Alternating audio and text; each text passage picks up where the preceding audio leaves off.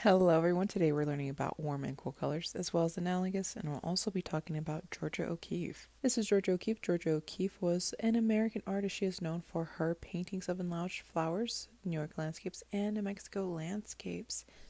Georgia O'Keeffe has been recognized as the mother of American modernism. She was born November 15th, 1887 in Sun Prairie, Wisconsin, and she died March 6th, 1986 in Santa Fe, New Mexico. And right here, these are her beautiful, beautiful cityscapes. And today we're learning about warm and cool colors, like I said again. So, what do warm colors remind us of? What do cool colors remind us of? And so always keep that in mind. So, warm colors remind me of hot things like the sun, fire, lava. And cool things remind me of cold things like ice, the snow, or purple reminds me of like a good old purple slushy. And analogous colors. Analogous colors are colors that are next to each other on the color wheel. We talked about that last week. So, what are colors that are next to each other on the color wheel? So, here in this picture, we can see we have orange, red, and yellow. Those colors are analogous to each other. In this next picture, we have these nice, beautiful landscapes, but we also see lots of warm and cool colors, but they're also analogous to one another. All right, and our goal for today, we have two goals for today. So, our first one is I can create artwork using warm and cool colors. And our second one is I can use analogous colors in my artwork. And our standard that we are focusing on today is Anchor Standard number 2. All right, everyone. So let's go ahead and get started. This is what we are going to be creating today. Wow, it looks so amazing. I know y'all's will be just as amazing. So today we need a piece of paper, crayons, and a marker. Remember, the paper can be any type of paper. It can be lined, it can be blank, whatever paper you have laying around. It can even be colored if that's all you have. All right, so you're going to want to make sure that your paper is a landscape. We know which way landscape is. The first thing we're going to be starting off with is our little waves. It starts off with a straight line into an angled curved line. So you go up, curve, and go down. You can make it straight again, or you can keep going. Your waves can be super tall. They can look way more different than mine. You can have more curves, you can have less curves. This is just how my curves turned out. So it's basically just a straight line and a curved line, and you close it off. You can make more on side. Remember, yours doesn't have to look like mine. We're just creating little wave shapes.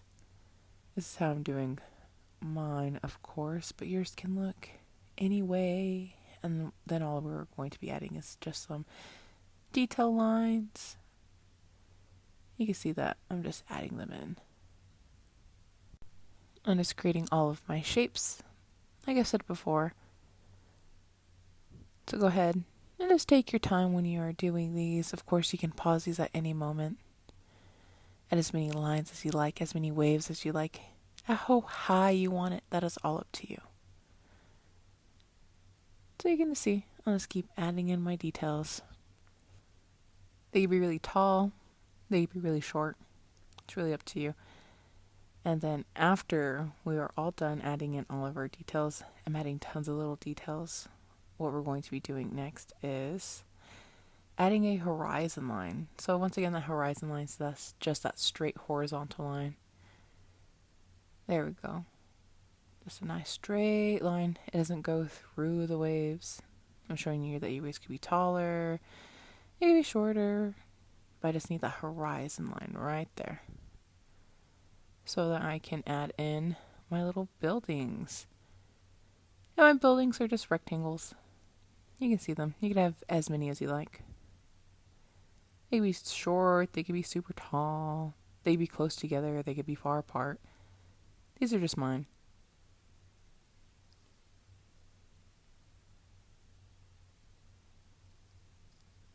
So I'm just adding them in, and I'm going to be adding details inside of them later on as well. So you go. These are mine. Ta-da! So you can add tons of windows and doors. These are just mine. They're nothing too exciting. Do as many as you'd like. And then after that, what we're going to be doing next is our sun. And our sun is this beautiful curve shape behind everything. I'm just going to pick a place and draw that nice curved line. Kind of looks like a rainbow. Now we're going to be splitting our sun up into our rays. What I like doing, I like to pick a side. I'm just drawing curved lines. If you want your lines to be straight for your sun rays, you can totally do that too. But these are just mine. You can stop there and have just a couple of lines, or you can have a lot, like mine does here. So it's really just up to you and how you're feeling about your sun rays, about your art. Go ahead and color all those in. I don't think I end up having too many on this one.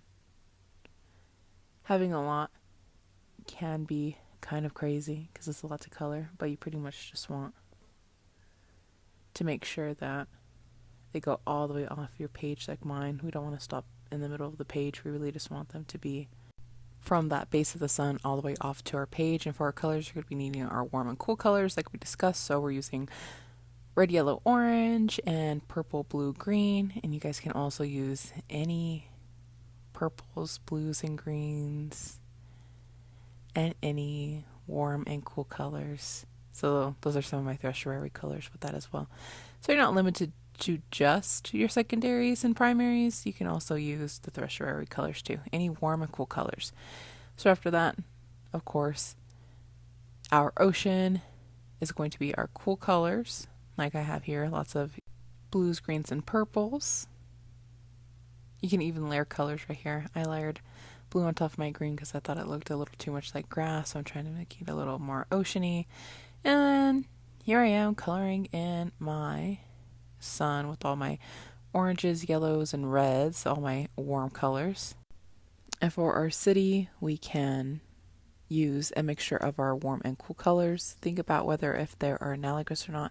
It doesn't really matter if they are for this moment. I just want you to use your warm and cool colors. Use a variety of those colors. Also, in future projects, always keep in mind of what our color schemes are. Our colors, primary, secondaries, analogous, tertiaries.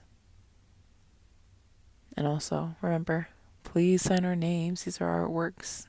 You can sign your first name and your last name and put the year. I didn't put the year on this one. I think I forgot to, but I put my first and last name. So this is all I have. Ta-da! And I hope they turned out amazing, guys, and I hope you guys have a great day. See you guys next time. Goodbye.